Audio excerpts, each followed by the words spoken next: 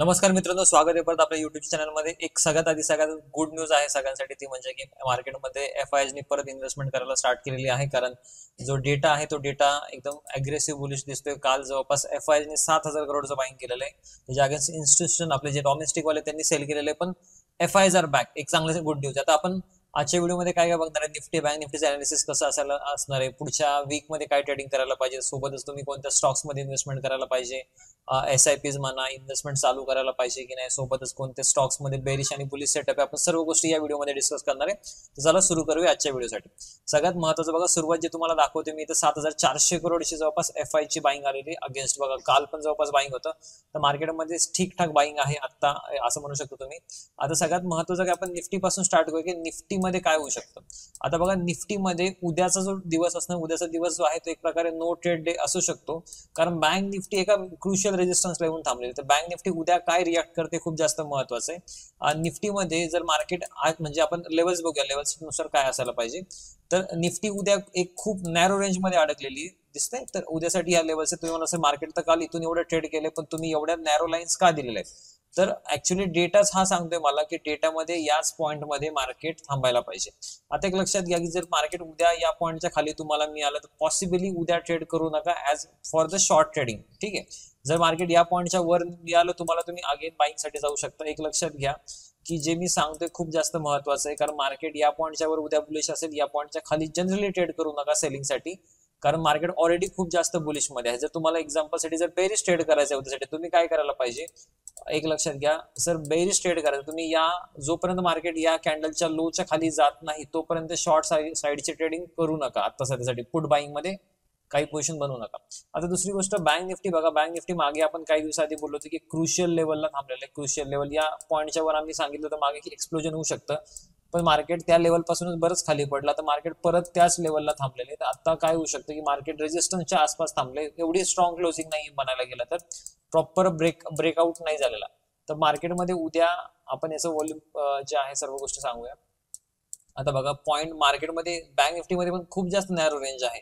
तर मार्केट उद्या या रेंजच्या वर तुम्ही बिंदास्त बाईंग साठी जाऊ शकता, पण या रेंजच्या खाली अगेन सेलिंग साठी जाताना तुम्ही थोडा विचार करा. दुसरी गोष्ट की हा जो एरिया आहे ही आहे ऍव्हरेज कॉन्सन्ट्रेटेड प्राइस. बरोबर, म्हणजे काय की ज्या प्राइसवर मोस्ट ऑफ द ट्रान्झॅक्शन कालच्या क्षणाला झालेले आहेत, बरोबर ना. तर ही लाईन खूपच जवळ आली ज्या हायेस्ट लाईनच्या आसपास. आणि सेम गोष्ट तुमची याच्यामध्ये पण आहे.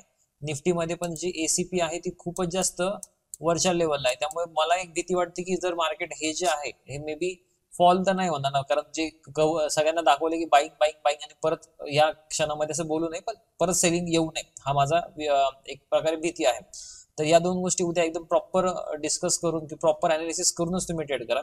सगळ्यात महत्वाचं पुढे आपण येऊया याच्यामध्ये की सर स्टॉक्समध्ये ट्रेडिंग करायचं. बरेच लोक स्टॉक्समध्ये करतात. स्टॉकसाठी एक बाईंग सेलिंगसाठी कोणते बेरिश स्टॉक्स कोणते, बुलिश स्टॉक्स कोणते, थोडंसं त्याच्याबद्दल पण सांगूया.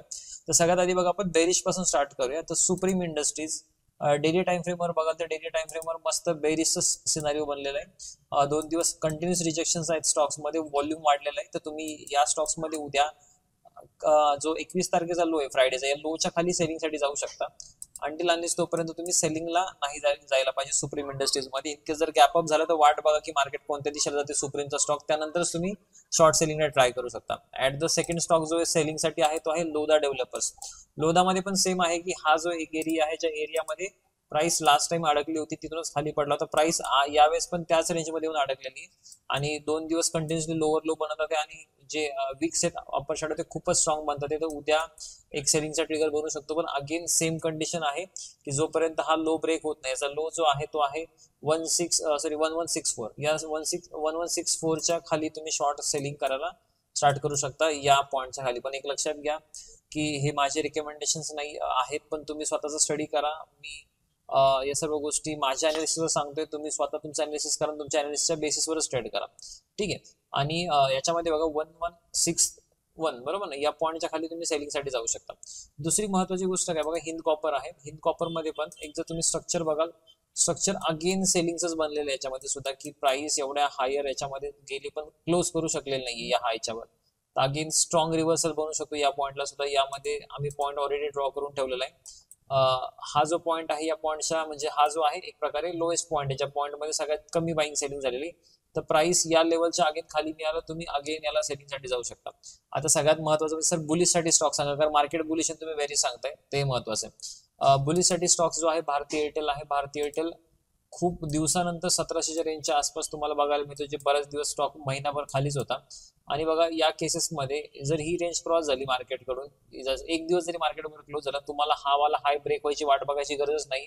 हा हाय ब्रेक होण्यामध्ये जमा आहे, कारण ऑलरेडी डिस्टन्स खूपच कमी राहिलेले आहे. तर भारतीय एअरटेल खूप दिवसांच्या कन्सोलेशन नंतर इव्हन तुम्ही विकली टाइम फ्रेम मध्ये बघाल तर खूप मोठं कन्सोलेशन आहे. प्राइस जवळपास सप्टेंबर 24 म्हणजे जवळपास 7 महिने जवळपास एकाच रेंजमध्ये अडकलेली. तर जेव्हा पण ब्रेकआउट येईल एअरटेलमध्ये खूप चांगली तुम्हाला सस्टेन मुवमेंट अपसाइडला बघायला मिळेल. दुसरा जो स्टॉक बुलिश आहे तो एससीएल टेक. एससीएल टेक मध्ये माझं कन्व्हिक्शन कम्पॅरेटिव्हली कमी आहे, पण लेट्स से की आयटी एक डिफेन्सिव्ह सेक्टर आहे. आपण एक कॉन्ट्रा बेट घेतो एससीएल टेक वर की एससीएल टेक वर जाऊ शकतो आणखी पण, कारण हा जो स्टॉक आहे with respect to their sector म्हणजे आयटी सेक्टरच्या थोडासा ऑपोजिट चालतो आणि स्ट्रॉंग चालतो. आता मिड कॅप पासून हा जास्त ग्रो झालेला आहे. एससीएल टेक निफ्टी फिफ्टीचा स्टॉक्स आहे.